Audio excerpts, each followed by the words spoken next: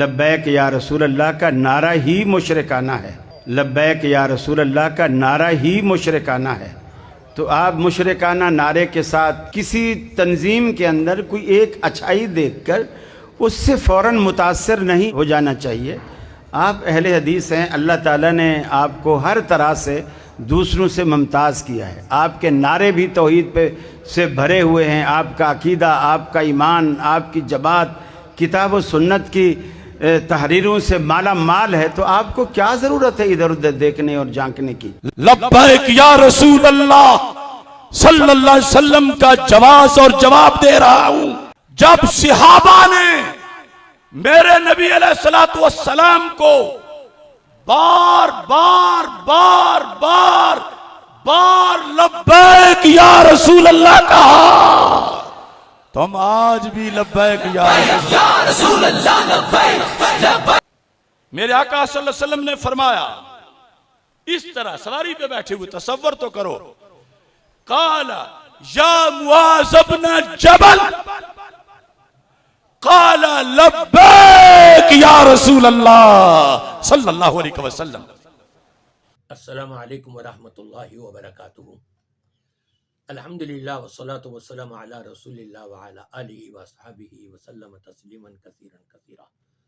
سامعین کرام، آج وہ وقت آ چکا ہے کہ جب اپنے آپ کو مفتی کہلانے والے، علامہ کہلانے والے اور شیخ الاسلام کہلانے والے بڑی بہکی بہکی باتیں کرنے لگے. بڑی عجیب بات ہے.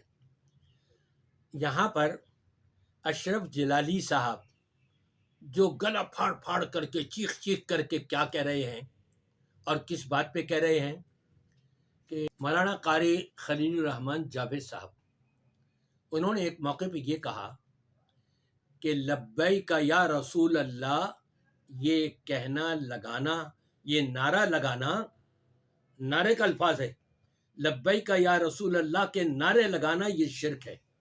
اس کے اوپر آپ دیکھیں کہ جلالی صاحب کیسے بھڑک اٹھے ہیں اور کیا بھونگے بھونگے دلائل دے رہے ہیں.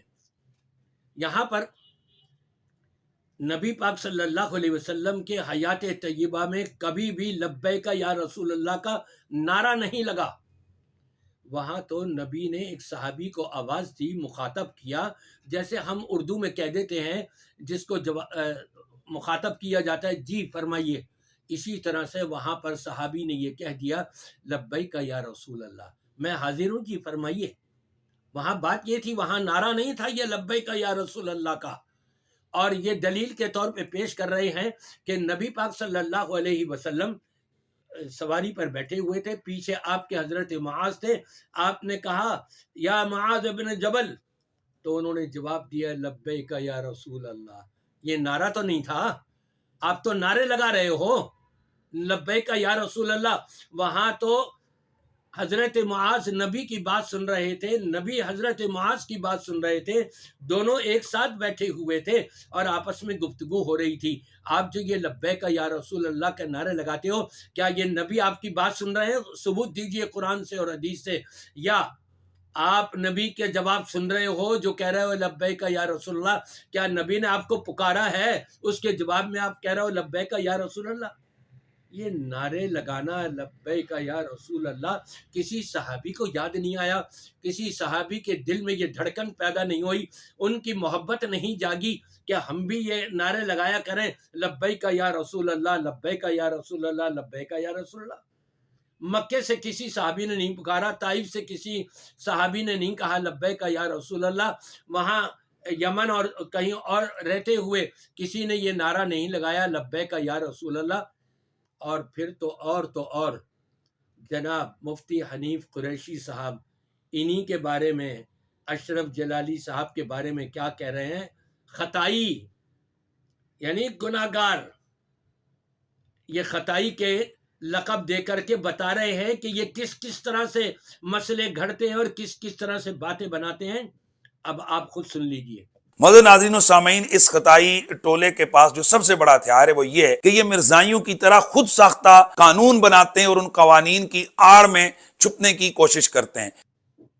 دونوں کی باتیں میں آپ کو سنوا رہا ہوں.